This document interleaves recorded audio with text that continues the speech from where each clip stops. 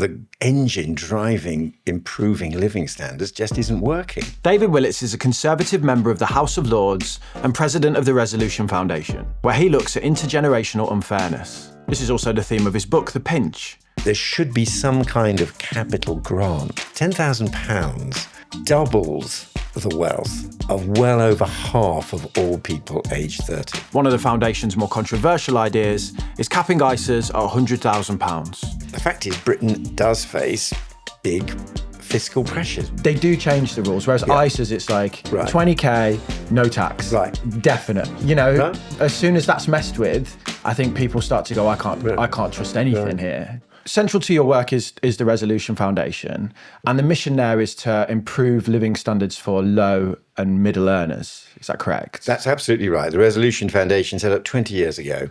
Our focus is on living standards, but especially for the less affluent half of the population. And of course, many of those are younger people. So that leads right into my particular interest of fairness between the generations. Why did you set that up? And then what have you noticed over those 20 years? Well, it was a wonderful guy called Clive Cowdery who set it up and who's still involved. And Clive had a very tough time when he was young and unemployed and on benefits. And he's then since had a great success in business, and he wanted to put something back. And one of the ways he does it is by financing us as a charitable foundation. So we want to, when you look at Britain in the last 20 years, sadly, the story is one in which the engine driving improving living standards just isn't working. And people now are not much better off than they were 20 years ago as a whole. Of course, individuals, as they go through their lives, get better off. But for any given age, not much of an improvement in living standards. So it's very important and topical to find out what's going wrong, who's particularly hit by the poor performance of living standards, and how they can be helped. Do you think that the living standards have got worse and that maybe the Resolution Foundation hasn't achieved what it wanted over those 20 years? Well, certainly we wish that things had gone a lot better. I mean, the turning point was the financial crash of 2008. And it's since then that Britain has underperformed. Now, there are elaborate reasons for that. I mean, I think part of the story is we were so heavily into financial services that a crash that hit financial services was going to be particularly bad for our economy. But since then, we've also had policy measures that I think have made things worse. And look, I served in the coalition cabinet, but when you look at things like what's happened to benefits for families have, if anything, lost value, fallen in real terms, whereas benefits for pensioners have increased above inflation. And, you know, it's nice that we can provide that increase in benefits for pensioners, but as there's a limited amount of money to go around, what it's meant is that the Social Security budget has shifted to older people at the expense of particularly families with children. So we analyse problems like that, as well as the underlying economic drivers of prosperity. And I think one thing that stands out from your book, The Pinch, and the conversations that you have and the research is that basically there was this idea that being in a big cohort was a disadvantage. And what we've actually found is it's been a significant advantage to boomers. And that it's not necessarily malicious. It's just if you can shape the landscape, the economic, political landscape, you will. I do think as well that from a younger perspective, people imply that boomers just hopped onto this like ride straight up, but they had their rough moments as well, didn't they? You know, the 70s, the 90s, the early 90s, people were clinging onto their homes with their fingertips, you know? So there's nuance, isn't there? Yeah, and look, and I get, of course, whenever I do things like your podcast, I will get emails from older people saying, look, my life was very tough and I've scrimped and saved. And of course, those are absolutely valid individual stories. And the there's been economic cycle and boom and bust. But overall, it has been quite favourable. And so even though, you know, we had times of high inflation and high interest rates, we also had much easier terms for borrowing and getting started on the housing and taking out a mortgage. So I think overall, it has worked for the age group, that post-war age group, and the evidence is overwhelming. It's still working. And if I can give you just one fact from us at Resolution Foundation that we've calculated, that if you look just at the value of benefits, what's happened to them since 2010, and you can see that For pensioners, they've gone up by 60%, up by £900. For working age families, they've gone up by 30%, which actually is less than inflation. So there are things like that where there have been policy decisions that have favoured the boomers. You speak in your research about the responsibility of boomers who are about to put a lot of pressure on social services to potentially pay for them.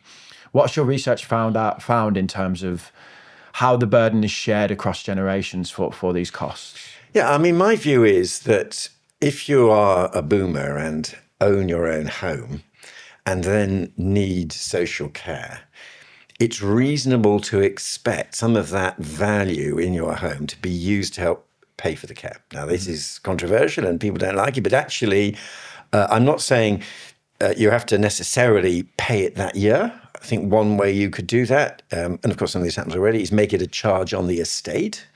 And also you need to cap it. It shouldn't be a sort of indefinite amount.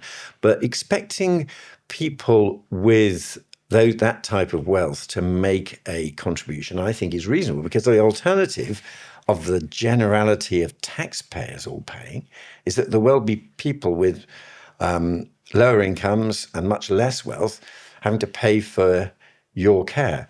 So I think there needs to be a mix. I think it definitely needs to be a taxpayer contribution, but expecting more from people who can afford it, I think, is fair as a charge on the estate. You showed a chart that was really alarming in terms of, if we carry on like this is the tax burden on the workers, and it was thousands of pounds more. Yeah, well, we will see how many people need to go into full-blown nursing care. If anything, the proportion is slightly declining, but there's still expensive domiciliary care. But exactly, you're right. We have the python swallowing the pig. We've now had, if you think of that surge in the birth rate immediately after the war, we had twin peaks. That first peak, 1946, 1947. Over a million babies born in both. Exactly. And then, so they're now becoming 80.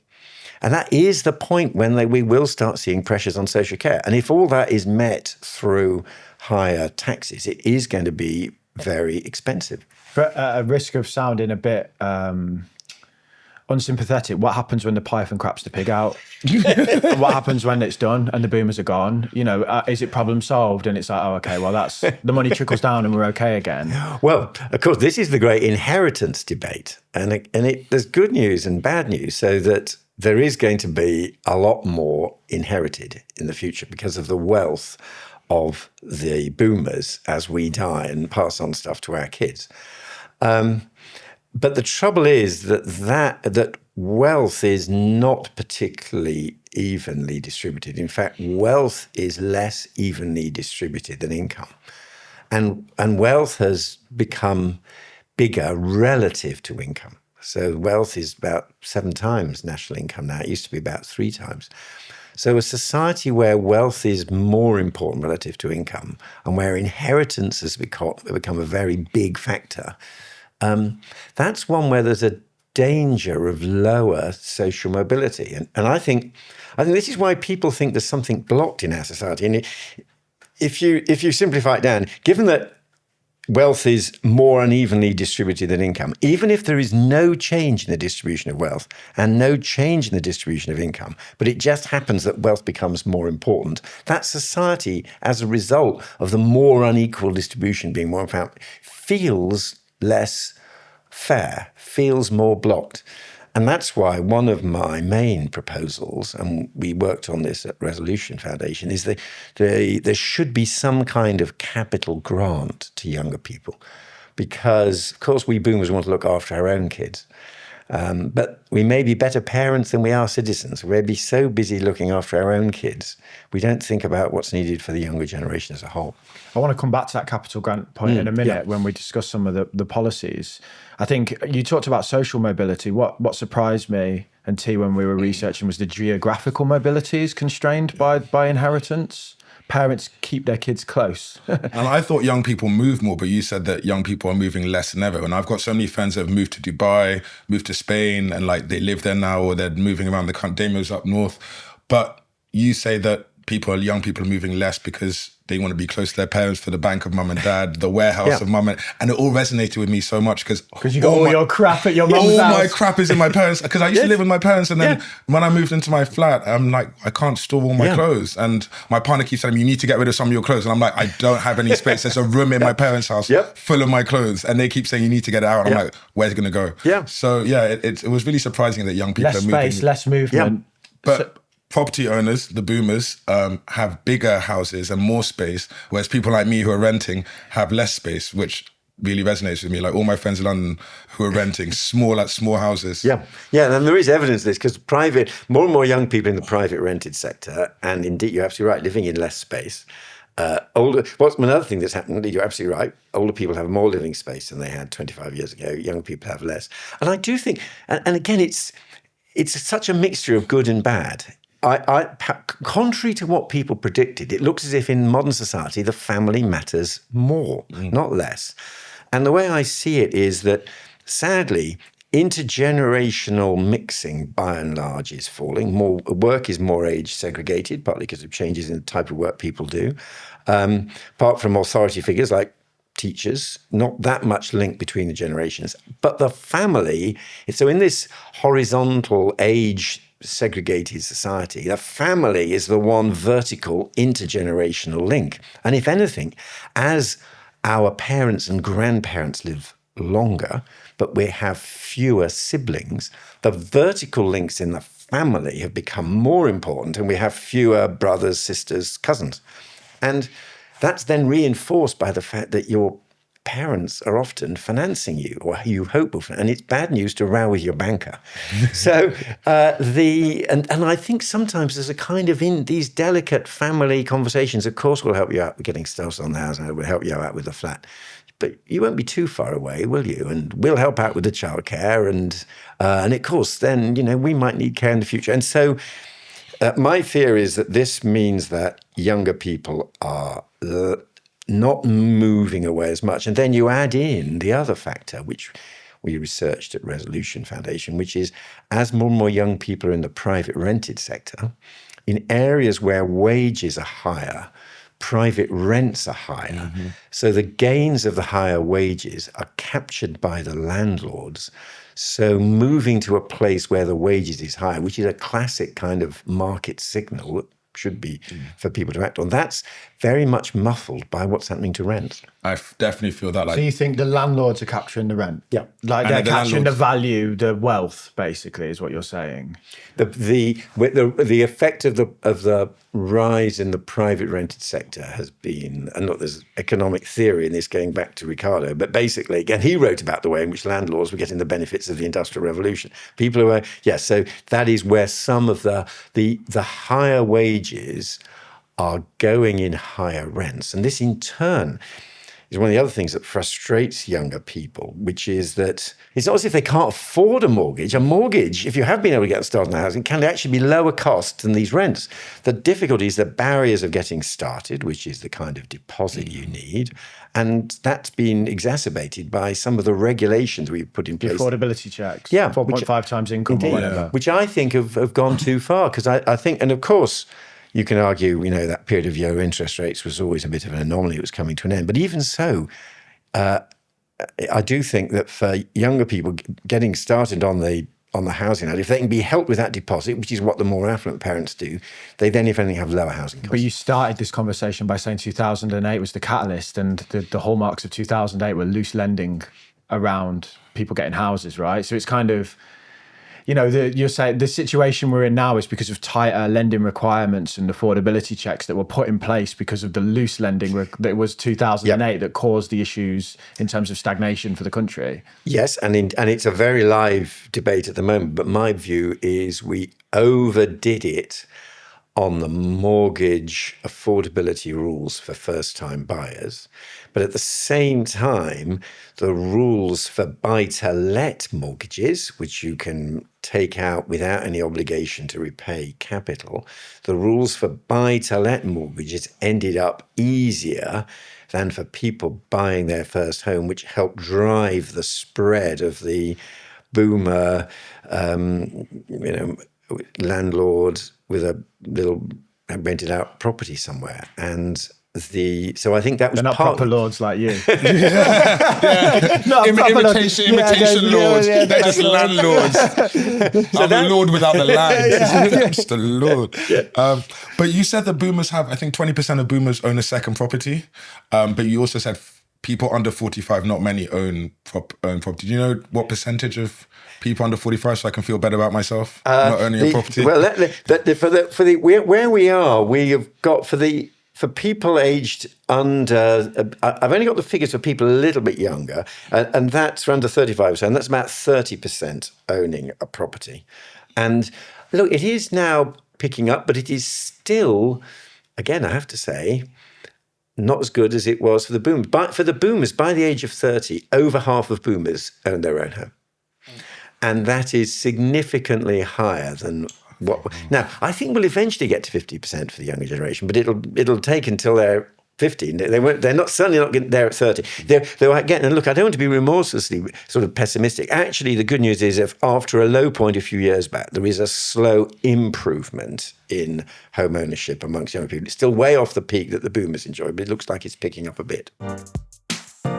So a little quiz for you. Do you know what any of these things mean? ISO 27001, SOC 2, the EU AI Act, or DORA? If not, no worries, but if you do, it probably means you work for a company that cares about security and compliance. If you're a growing business today, you have to prove that you comply with security and privacy frameworks like these, and GDPR, so that you can land big deals and grow your business. But the problem is, achieving and then maintaining compliance with these frameworks is time-consuming and complicated. This is where our partner Vanta can help your business. Vanta automates up to 90% of the work and 85% of the associated costs for in-demand frameworks. So if you want to prove that you're secure and compliant, check out Vanta. You can also get $1,000 off Vanta if you go to vanta.com/making money. So that's VANTA.com/making money for $1,000 off, and there's a link in the description for you. I think the home ownership is like one of the problems. I think that the double hit is the fact that the boomers got the DB pensions as well. So they got both gold standards, didn't they? Whereas now, like the DC schemes, who knows where they will end up, and if the government's going to increase the rates like they need to, and who's going to pay that, the employer or the employee. But it's the double whammy, isn't it? Yeah, and you're absolutely right. And the wealth in the defined benefit, if anything, the wealth that older people have in their defined benefit pensions is as great as their housing wealth. Oh yeah. They can eat the pensions. They can't eat the bricks. Yes. Yeah, so it's a very good. It worked out as a very good combo. Again, on these personal pension pots, there is an opportunity because. So the good news is auto enrolment has been a very successful cross-party policy sustained by successive governments of different political persuasions. So the good news is there's a framework in place whereby a lot of young people have got a pot. A DC auto-enroll pension pot. The bad news is there's not much money in it, but at least you've got a framework. And I think if we do want to help young people build up more savings and assets, the policy agenda now is what are the smart things we can do? Now we've got the infrastructure in place. We don't need to invent a new one. Now we've got the infrastructure in place. Are there other things we can do? You could imagine the government putting in extra money for people up to a certain age in their DC pots. You could imagine a little bit of flexibility on things like borrowing against it to help you get started on the housing. Start them at birth. When the child's born, put $5,000 in there.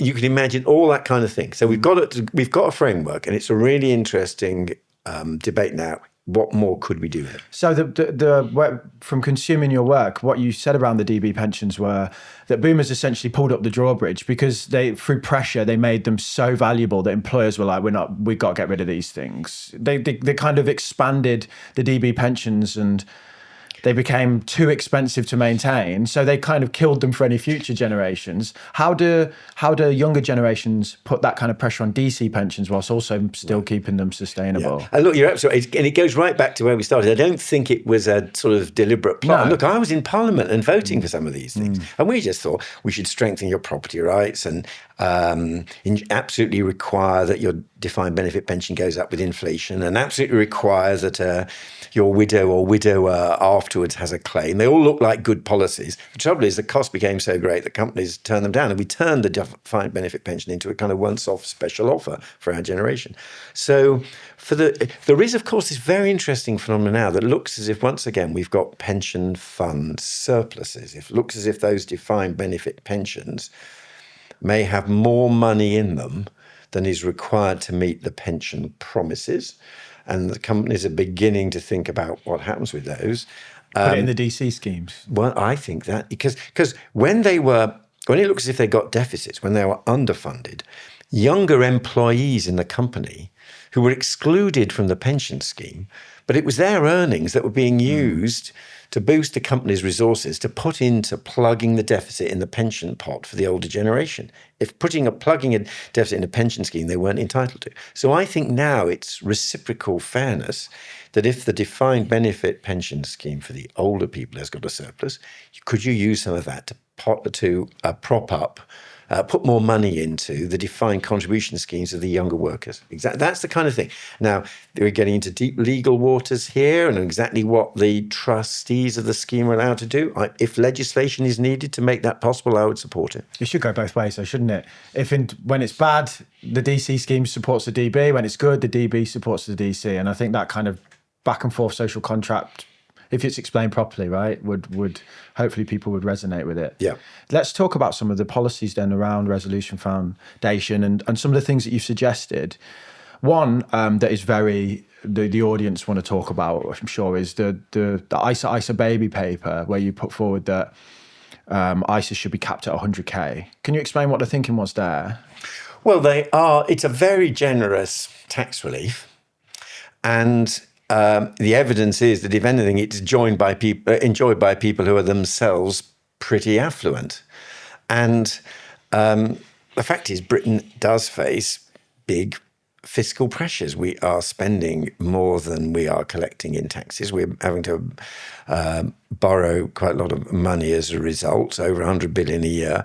And if there are areas where we think tax reliefs are too generous, more generous than is needed to help people, then we are willing at Resolution to go through the unpopular business of identifying some areas where you should be able to collect more tax and perhaps use it for better purposes. But wouldn't you feel that don't you feel like a lot of young people feel like the taxes are too much? A lot of people in this country already, like the middle earners that people think are rich on the 100K who are getting taxed like 45%, they're not, once you get taxed 45%, you're no longer that rich. So the ISA is one of the few things that everyone enjoys. My little brother, he puts all his money into his ISA and he's only like 23. And so it's something that everyone in the country loves. Don't you think that people will be felt really betrayed if it gets capped? Or?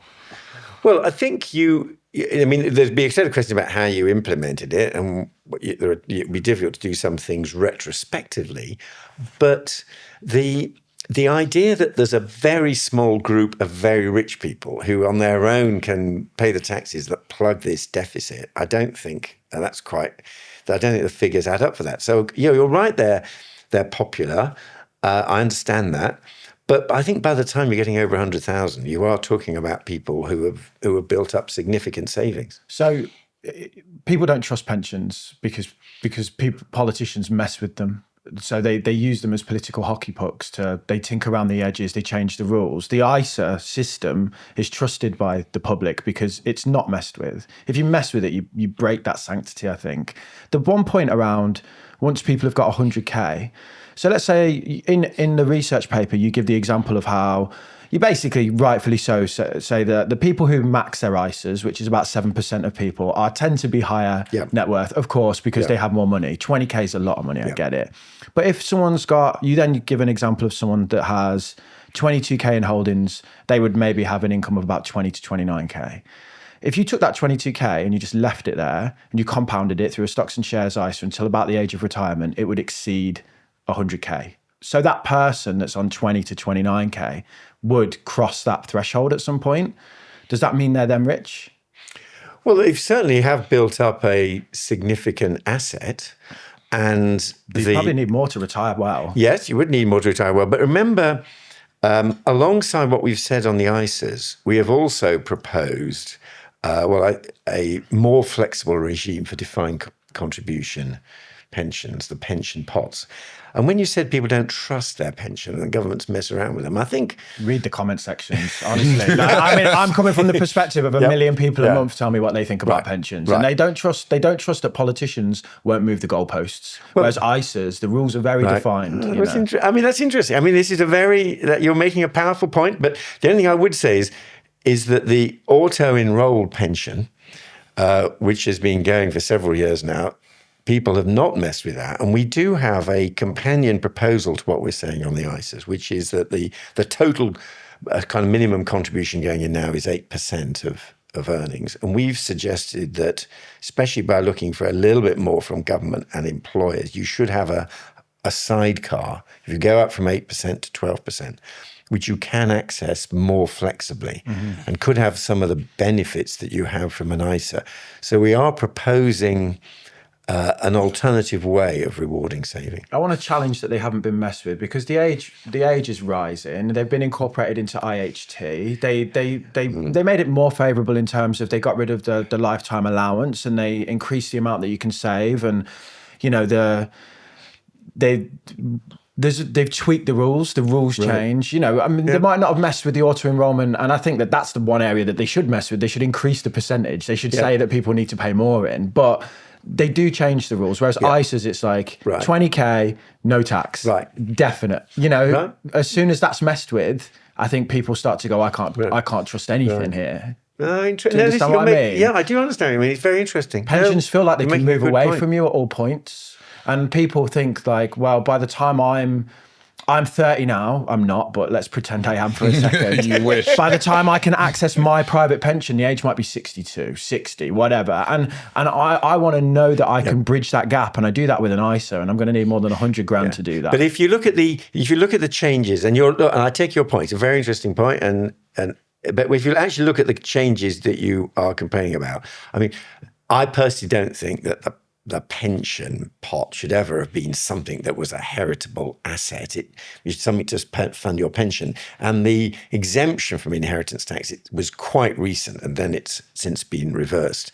And on the pension age, the age at which you can take out your pension is unusually low in Britain. And I do think that it's probably one of the reasons why we've got a lot of people in their 50s and early 60s who haven't stayed in the labour market. The ones who built up a big enough pot could take it out with enjoying all the tax reliefs. So they're not... I think those have both been valid changes. And I don't think they're just changing the rules all the time. I'm not complaining. What I'm saying is the rules change. Yeah, that is a fair point. And what I mean by that is I'm being asked to save for a 30-year, 40-year period, and I don't know the rules of the game. I'm playing football and they're changing the rules while I'm playing. ISAs, I know the rules. Do you know what I mean? Right. So like it's... that's why I think there's uncertainty around pensions. And I think that's why people don't trust them. And then you add in scandals from the past, which are a hangover. And I know that they're not relevant, but to a certain demographic, they just think someone's going to raid my pension. They don't understand, this.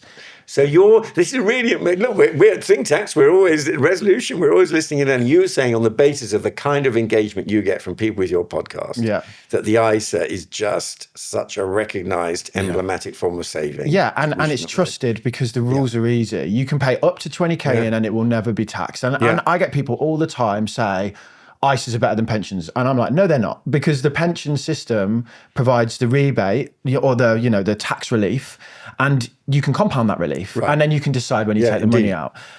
In 90% of cases, because most people fall from a higher rate taxpayer to a basic, if they drop a tax band when they retire, the pension will be better. But people are like, I don't give a shit. My ISA is what I'm doing because I trust my ISA.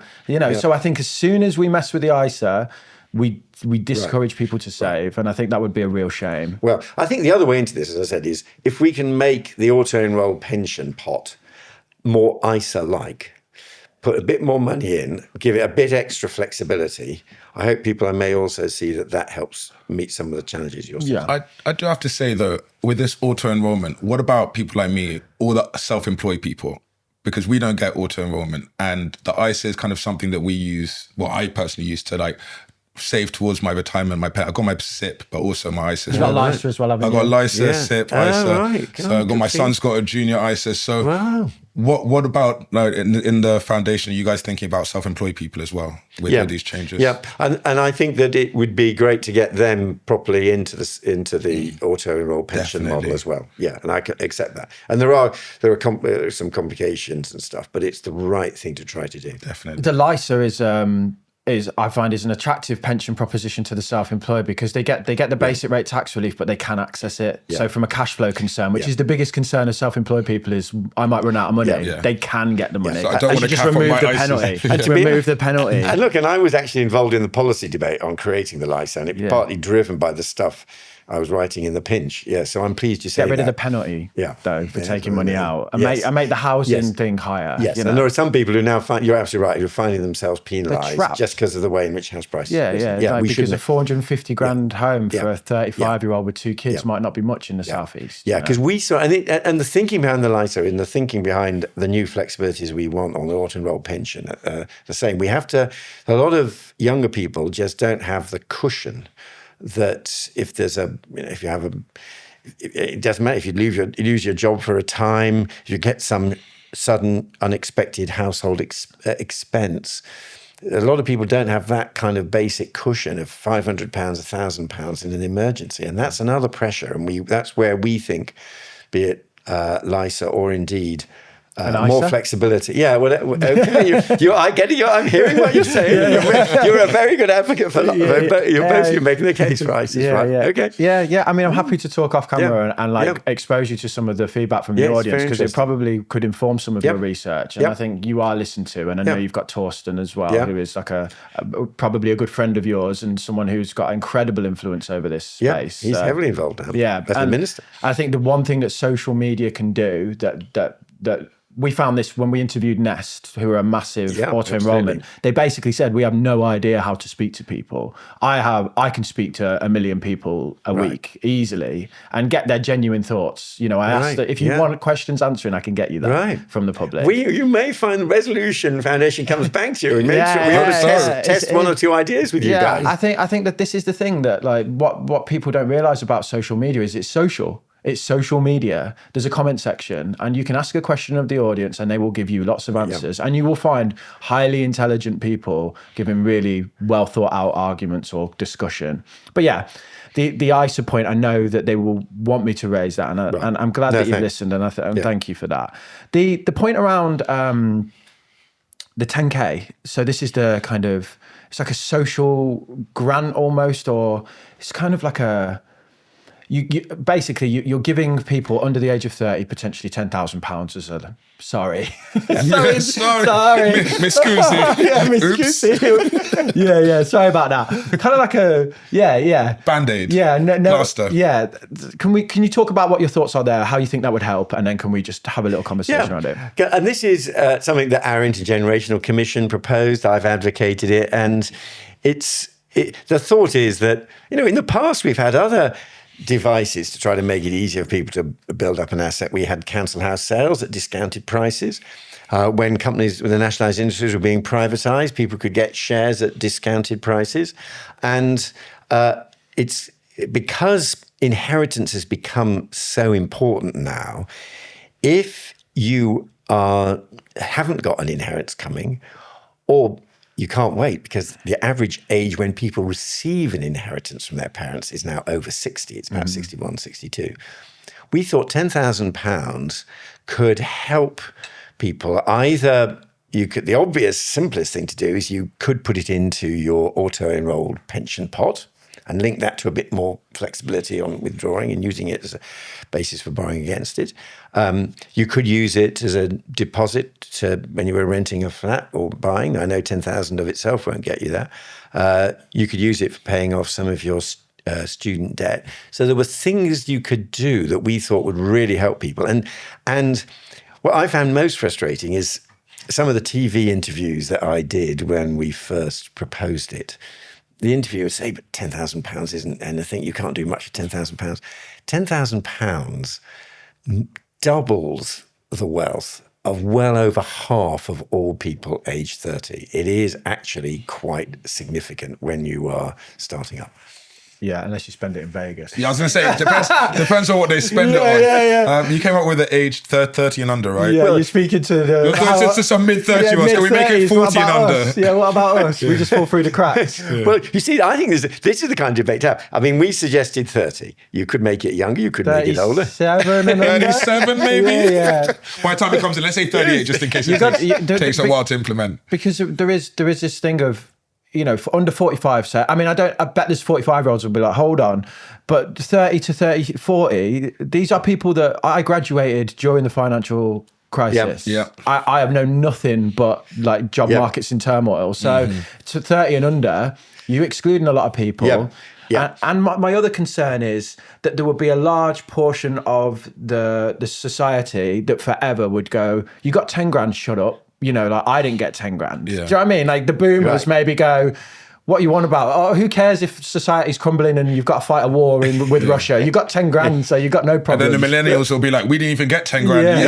At least you guys got 10 grand. Stop complaining. But let me give you another figure from our resolution foundation research, which just shows what has happened to Britain since the crash in 2008. For someone in their early 60s in 2008, and then someone reached the same age about 10 years later, their wealth went up over those 10 years for the next cohort by £170,000. For someone in their early 30s in 2008, compared with someone in their early 30s 10 years later, their wealth went down by £30,000. Which is a very big proportionate fall. So it looks as if when those older people will say, "Hang on, you know, £10,000 you don't need," we're trying to offset a £30,000 fall in the assets of people in their early 30s since the crash, and that I think is another part of the challenge. And going back to what I said earlier about inheritance, although, of course, every parent is doing their best for their own kids, I don't want our kids to grow up in a kind of caste society where the only way to have any wealth is to have inherited it, and there's low social mobility, and you don't have the smartest people in the key jobs and everything. I think helping give people just that tiny bit of extra cushion is worth it. One of the goals of personal finance is to take the money that we earn and to put it to work, so that one day we can hopefully stop working. But I often speak to company owners who have got plenty of money, quite large sums of cash, just sat in their business bank account doing absolutely nothing. So why not at least put that money to work? This is why I'm happy that we're working with Tide. They offer an instant access saver which I use as an account to generate interest on excess money for things like tax savings. New members can earn up to 4.22% AER variable for up to 6 months. I say up to because it depends on how much you deposit in your account, and the more you save, the higher the rate. You can get this deal, plus you can get £100 cash back if you fund your Tide Instant Saver account with £5,000 in the first 30 days, if you use code MAKINGMONEY. T's and C's apply. The code is MAKINGMONEY, all one word, or you can use the link in the description where you'll also find all of the offer and the full terms. The variable rate is correct as of the 8th of May 2025. And I do like this idea that you put forward, or you hinted at, of being able to almost lend against your pension value. For people from a deposit perspective, there'll be lots of people out there where the most money they've got is locked in an account that they can't touch. So this ability to maybe have like a charge against it, or lenders to say, you have this second charge or a charge, and I don't know, maybe it's repaid through the contributions, or it's taken at the point they can access the pension. That might get them on. Exactly. We're not going into the detail, but you could imagine that this was another feature of a more flexible auto-enroll pot of money. And if you've got that money being built up in your pension, one very simple thing to do, now that this mechanism is in place, you could put an extra £10,000 in for people, but with a bit more flexibility on borrowing against it or drawing on it in an emergency. So I do think there's an opportunity. We should just be bolder about spreading ownership of assets. We need to do something big and significant, because for many younger people, it's just so much harder than it was. So you wouldn't say just drop £10,000 in everyone's bank account and let Stimmy them checks. Yeah, in just America. like exactly. Shiba like Inu just goes crazy. Bitcoin goes to record heights. And, so you wouldn't just give 10 grand to people, because I feel like that's not the best use of the money. Damien had the idea, give it to them to put in a SIP when they're born, and then it can compound for their whole lives, which seems like a better value of money. But if you give them 10 grand, they're going to spend it in the pub, in the bookies, like on a holiday, on a new car. You can see T Store out what he'd spend it on. I just listed that off well easy. Put it all on red, mate. I've got 20 grand. Let's go. Though actually, I have to say, you mustn't feed these caricatures of young people. My view of young people is young people are much more responsible and cautious than they used to be, and they don't drink as much. They're quite hardworking. So this picture of them, I think most of them would be horribly responsible. They'd listen to your podcast and work out what the best thing was to do with it. That is true. But then again, also, if they don't have much capital, that many assets, it might be like, pay off my student loan, pay off some debts, pay off this credit card. So like, it's just, life. Like life's little, fix my car. So all these little things. And as I said, and even since when we first proposed this idea a few years back, the growth and the success of auto-enrollment has, as I say, has meant that we've now got a vehicle that you could use with a bit of extra flexibility alongside. That's a great idea.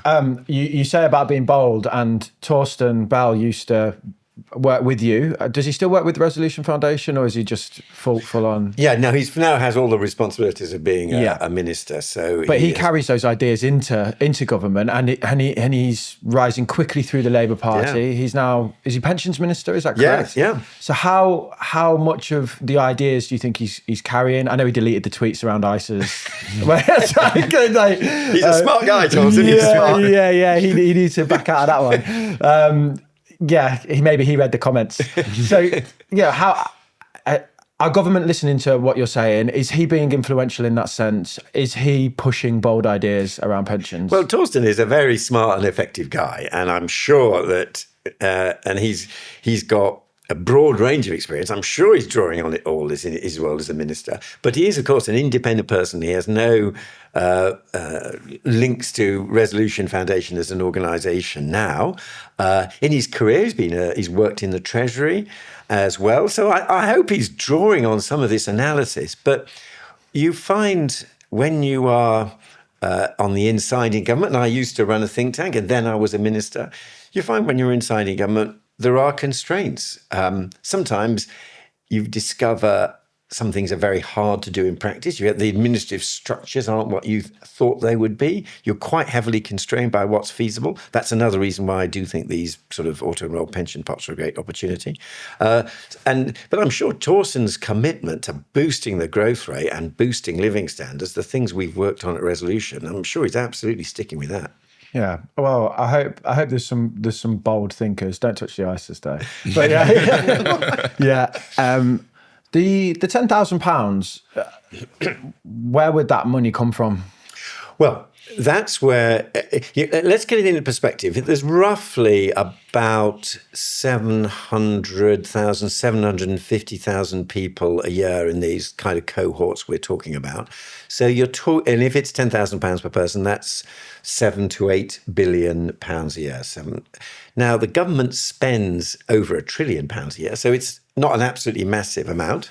But we, again, as we're scrupulous at Resolution Foundation, we don't propose things without identifying areas where you need to raise the taxes. We do think that there were arguments for collecting a bit more in inheritance tax. And part of the thinking on the ISAs, which I'm going to have to go back and reconsider in the light of all your points, was how you could raise money to put into funding things like a capital grant. But it is not a massive, although £10,000 for these individuals will be a lot. In terms of the overall finances, it is a cost, but it is less than 1% of public spending. Yeah, and how impactful it would be to the individual would be massive versus it's not like hundreds of billions of pounds. What about things like are there other areas that we could raise this money without targeting, say, savings or inheritance? Council tax? Yeah, I think council tax is a great example. And the council tax has ended up much more regressive than it was when it started, because they haven't revalued the bands. And of course, it's paid by renters. So you've got people on relatively low incomes in quite low value properties paying council tax. And then you've got people whose properties are worth a hell of a lot, whose council tax is not that high. So yeah, I do think that the upper bands, there's a massive gap in the upper bands now where you could raise more on high value properties. Again, I fully understand there's a problem of people who may be asset rich and cash poor. And I do think for people in those circumstances, you may need some kind of arrangements if it really got serious of a kind of charge on the estate again, rather than expecting them necessarily to write in a check per year. But yeah, council tax is too hard on low value properties and very lax on high value properties. I think as soon as people hear council tax, they think, oh, my 3-bed semi-detached is the council tax go up. But that's probably not what we're speaking about. And unfortunately, when taxes go up, someone is losing because it's the nature of something that's got money's got to come, hasn't it? But it's these houses that are 10 million plus 20 million or things in Mayfair that no one even lives in. And people are paying like 400 quid a month or 300 quid a month in council taix, whereas their staff bill is 200 grand a year. Yeah. You know? And the thing I notice, I cycle around, and when I'm cycling home from Westminster, you're going through you're absolutely right, those kind of blocks of flats that are very high value. What always shocks me is how few lights they're empty. Yeah, they're just places to park cash. And these people have got a house in New York, in Dubai, in London. And if you said to them the council tax is 200 grand a year, they'll pay it. Yeah. Because they're not buying a house to live in it. They're buying it to park cash in countries. You know, so. And you notice it. There's a security guard or someone in the reception, and there's not much light on above. So yeah, I do think that that's an area where you can we can look at reform, because overall, what has happened, as even though property, the value of assets has increased to 7 times national income from 3 times. The amount that we collect in tax on capital has not increased by the same amount. Now, it's difficult and you've got to be very careful, but that's we should, I think we've probably got the balance between taxing earnings and income relative to taxing assets. We haven't got it quite right. I don't believe in an overall wealth tax. I don't think we've got a national register of everybody's individual wealth. But when there are specific things like houses and council tax, that's where we can tighten up. I just want to point out for the listeners, you're part of the Conservative Party, aren't you? I am indeed. I take the Tory whip in the House of Lords. I can just imagine the comments being like, "Oh, he's left and all that." I mean, people. I think that's important context that you sit on that side of the political spectrum. And look, then Torsten is now obviously in Labour. So. And Resolution was a cross-party think tank. Labour, Torsten had links to the Labour Party. I had links to the Conservative Party. But the way I say it to my Conservative friends is Conservatives believe in a property-owning democracy. We believe in spreading home ownership, and that's both council house sales and the privatised shares were examples of that. We need similarly imaginative thinking to spread property ownership to the younger generation now. So I don't see this as a particularly sort of issue with a party divide. I think any serious political party should follow the overwhelming evidence that the younger people are having a raw deal and try to do something about it. And to be honest, if different political parties are competing with rival ideas about what to do to help young people, that would be fine by me. What do you think the political appetite, or do they even understand this problem? Are they looking to tackle it in a meaningful sense? Yeah, I think there is a recognition. And look, there's several things happening. One is younger people just aren't voting the way that they used to, and that's partly because politicians aren't engaging with them and offering. It's also partly because it's so hard to register to vote if you're moving around in private rented accommodation. And look, if you're sitting in the Conservative Party, you can see that the Conservative vote is heavily concentrated amongst people over 60. And the Conservative Party has been around for 200 years, and it'd be quite good if it could carry on as a centre-right political party. So it's got to have something to offer to people of working age and younger people. Yeah. Are you? I mean, you're still a member of the party, right? I mean, do you think it's doing that at the minute? Well, it's now heavily in opposition, down to 120 MPs. I do think that one of the lessons from the landslide defeat is that the Conservative Party needs to make an offer that younger people can engage with. And I think that the leadership are interested in that. And as I say, you can pitch the capital grant in lots of different ways. I think spreading property ownership amongst younger people should absolutely be what Tories offer. Indeed, after the 1945 Labour landslide victory, the Conservative Party recovered surprisingly fast and was back in 1951. And when you look at the big offer that the Conservative Party made to get back, it was around house building and home ownership. It was an attempt to offer something to the next generation. Why do you think then that, say, like Labour, as an example, their policies centre around, we're not going to tax workers, but we're going to tax workers through employers NI? You know, we raise it on that side and then it'll feed through anyway, rather than going, let's look at council tax, let's be bold, let's reform, revalue, you know. Why is it? It doesn't feel like the conversation coming out is reflective of what you're saying. Yeah, and look, Labour can make their own case. To be honest, what shocked me most about the way they did that employer increase was lowering the threshold from £10,000 to £5,000. So it hit people in quite low-paid jobs. And I do think there's a real danger when this stuff comes in that it has an effect on them. And I'm, maybe because I operate from the safety of a think tank and the House of Lords, I can say things. It's much harder. I completely understand you're facing real voters. But the fact is, this is a British government that is still having to borrow a hell of a lot of money. We have to accept that part of the way forward is to find ways in which we can raise taxes in fair and acceptable ways. And I think that we should.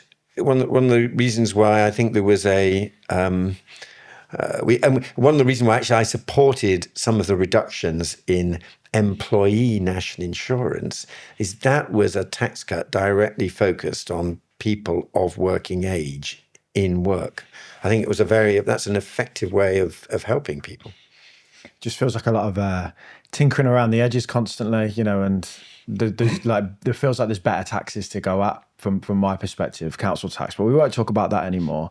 Let's talk about student debt, because obviously, how much do you owe to? I finally paid off my first student loan, but my second one I earned them like 30 grand. Mm-hmm. I think, yeah. That's for your higher for my MBA, but the first one I just paid off like last year. Yeah, my first student loan. We were quite unique in a sense of when we were at university and in our third year, we were paying 3.5 grand or something, but there were people in the first year doing the same course paying 9 grand. Right. We saw the crossover. Yep. I know that you were around and part of that decision. I know I liked you until I found out. And I was like, you're such a cool guy. You've got great ideas, and then he made me pay loads of student fees. Thanks. Do you your thing is we want to help the poorest in society. The poorest are the people that have to borrow to go to university. They're also the people that then have to work while they're at uni because the loans won't cover the cost of the university. I was the same. It's like it paid for my accommodation. If I wanted to eat, I still had to get a job. Do you think that was a good decision? Do you think it's worked out? Well, look, and I have to, first of all, I completely take responsibility. I wrote this book, The Pinch. I've had the first edition of The Pinch came out, and then I go into the coalition government as Universities and Science Minister, and as Universities Minister, then put up the fees and the loans. So I have to tackle that head on. I think in the circumstances,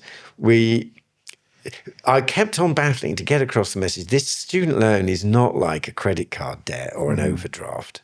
And it's paid back at 9% on your earnings. Now, the latest figure is above about £25,000 a year. So it is not when you think about how much that means for someone earning £30,000 a year, which is kind of where a graduate on average gets to by the time they're age 30.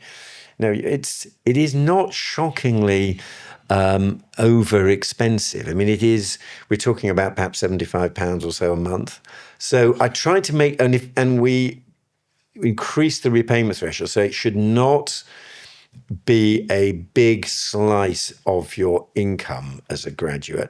And of course, a lot of parents say, but the 50,000 debt or the 30,000 of debt, that's taken into account by the mortgage lender. It's not. I did have these conversations with the mortgage lenders before we did it, and they regard it as a fixed outgoing. They treat it like income graduate tax. Yeah, they don't say that's a 50,000 in your overdraft, which is 50,000 lower mortgage you take out. So it's a fixed outgoing. So for those reasons, I do think in the circumstances when we were having to reduce public spending, and there are lots of taxpayers who earn less than graduates, I think it's a defensible thing to do. I will stand by you there and say that the thing that people need to understand is it's not how much you owe, it's how much you pay, because of the fact that the debt is wiped at the end. Yeah. And it's only those who end up with good jobs who end up paying a lot. Yeah. And people who good jobs, I hate that term, sorry. People, high paid jobs, what is a good job? You know, you can be a bin man, you're doing a great service. But if you end up being a bin man and you end up on lower pay, you won't even potentially pay back the amount for the education. So, but people just see the headline figure, don't they? Yeah. And if you think, I think for the taxpayer, I think the deal is if you end up in a well-paid job, you'll pay back. But the taxpayers will probably end up paying for about a quarter of the cost of higher education. And saying the way we'll divvy it up is that the graduates who end up in the well-paid jobs will pay. But if for whatever reason you don't, the taxpayers will pay and we'll write it off. And that's about 25%. That seems to me to be a fair deal. It is, to be fair. It's just when you're a graduate and you get your first job, you're like, yay, I got my first paycheck. Then you're like, national insurance, employee contribution, pension contribution, and then student loan. You're like, where's all my money gone? So, and then you got to pay rent, and then you're just like, I'm left with like nothing at this. So it's just like another line on your pay slip that's just that's annoying. what people don't understand. Yeah. They like, you know, I mean, I think my mum told me to go to university because she was part of a generation where if you went to university, you were made. My generation, everyone went to university, and that piece of paper holds not that much weight, it feels, in the job market. And I know, like, if you're a top graduate at a top university, amazing. But I do worry that a lot of people go, oh, let's just go uni and have a 3-year piss up. Yeah. And then you end up, because I was 18, I was irresponsible. That's why I went to Durham as well, which is a good uni, right? It was, you know, we graduated in the credit crunch, and then my second degree I graduated in lockdown. And even though Durham was a good university, so many of my classmates ended up working in like pubs, Deliveroo, like just all these jobs, waitresses, because there were no jobs when we graduated. So you spend all that money, you graduate, you're like, oh, I got a degree, I got a B, I got a first, second, whatever, and then you can't get a job because we're in lockdown. Or but and I know lockdown was tough, but this is quite dangerous stuff, because the fact is, and look, I follow the evidence and look into it very closely. The graduates do still, on average, earn significantly more than non-graduates, and also, although certainly, especially early on, you may well be trying out different jobs. You may have internships, sometimes unpaid internships, where they bloody well should be paying the minimum wage. We know all that. But your long run route is one which is better for your earnings and job prospects than, sadly, for people who are not graduates.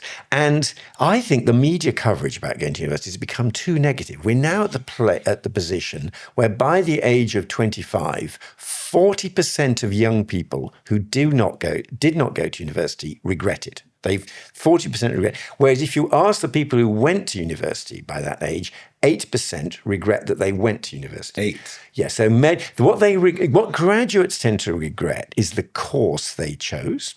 And looking back, because of this early specialisation in England, they may well think, I wish I'd done a different subject. Not that many say, I just wish I'd not gone.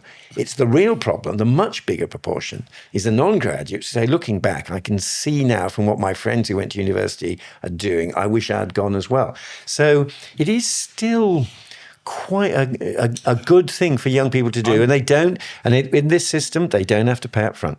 Yeah, I think the one thing is that a lot of jobs require an university education. So there's a barrier there, isn't there? There's, you know, it's a way to exclude people, isn't it? They look at CVs and go, well, you've got a university education, you haven't. It's like a screening process. You need at least a 2-1 to apply for this job, this kind of chat. So I'm not surprised that they end up, because the better jobs have stricter requirements. But I do think it's kind of like a chicken and egg situation where you have to get the degree to get the job. And I wonder if there was a better place where if they said to me, Damien, don't go uni, go traveling for a couple of years and you'll have a better time. And when you come back, you can get an apprenticeship and go through this program. Because I worked in sales and everyone around me, the best salespeople had just been there longer. They didn't have educations and they're earning loads of money, you know. Yeah, but the interesting thing is, if you look at degree apprenticeships, for example, which you've got very fashionable, if you look at them, you find they are a big charge on the apprenticeship levy. That's another fixed pot of money, the money that's collected from employers for training. And so people going on degree apprenticeships who tend to be older are growing, and the number of people aged 16 or 18 on level 2 or level 3 apprenticeships is falling. So we are taking the resource that should have gone to a rather different group. And I have to say, we monitor very closely opportunity and fair access for going to university in a way that's not done for apprenticeships. And people going to university compared with people doing the same subject as the degree apprenticeships, the degree apprenticeships are more white, more male, are less likely to have been on free school meals. Universities are actually more open and accessible than degree apprenticeships are. The hardest thing I found with university, coming from a background where it's just me and my mother, like we lived in inner city Birmingham. I went to Durham, and it was my first exposure ever to kind of, oh shit, people have got money. Like I thought my mate Wazim, his dad had like a 10-year-old Beamer. I was like, he's rich. I got there and there was kids with like brand new Beamers, and I was like, whoa. But anyway, I wasn't trained in the art of university. I didn't understand that I needed to get a work experience before I went. I didn't really know anything about the game. I just thought, oh, if I turn up and I do the education, I'll get a job. And I wasn't, polished, as they might call it, But you don't have to be. And I think you've just made part of the case for university. It is where you meet a much wider mix of people. I agree. And actually another thing. Yeah, I was going to say, lucky you got to meet me. That's because you guys met at university. We met at Durham, I loved uni. I went twice because I loved it so much. Yeah, now I employ him. So. So can I get some defined contributions? Yeah. Can I get some contributions to my pension, mate? Yeah, you need to define the benefit to me first. Well, I think it does do that. And another thing that worries me, because you're right, what worries me is the cash pressures of students living away from home. And if we end up with everyone as a commuter student who doesn't move away from university, then they miss out on some of the benefits. And one of the statistics is the more affluent you are, the further away from your home your university is. So actually, your travel from Birmingham to Durham is a great thing and quite unusual. I was pretty poor, yeah. No, I just went you're a millionaire. Look at you trying it. Oh mate, I was living by a thread. Yeah, I think we should. I think we should either bring back means-tested maintenance grants, put in a bigger maintenance loan. And there is a deal to be done because the 9,000 fees aren't enough now to ensure you have a good quality higher education. So I think that needs to go up. But the repayments terms don't change. So graduates won't pay more per year. And then put a bit of money into helping students with their living costs. Because I do worry at the number of students that doing a few hours work is fine. It might even mean you have to sort of organise your life a bit better. But the evidence is if you're going above a day or two's working, it's actually starting to affect your ability to study and also do all the social things. And the social stuff, which is like the key thing, right? But the key benefit I got out of it was definitely, just you find yourself a bit in uni, but you have a lot of fun. Yeah. Did you get into broadcasting and were you doing student journalism? And no. That isn't how you got into podcasting. I was drinking. I was drinking in bars. And we met in a bar. He was on stage going, wait. And I was like, I like this guy. That's a cool white boy. Yeah, I didn't do any of that stuff. Yeah, I didn't get the, like all the people are like, oh, I loved all the free clubs and things like this. And I was like, oh, I missed all that. No, I rode. So I used to go straight from the club at 5 a.m. with a gin and tonic, and then get in the boat and row and puke all over the side of the boat. And that was uni. Yeah, see, that's memory. That's character building. That's character building. No, it was good.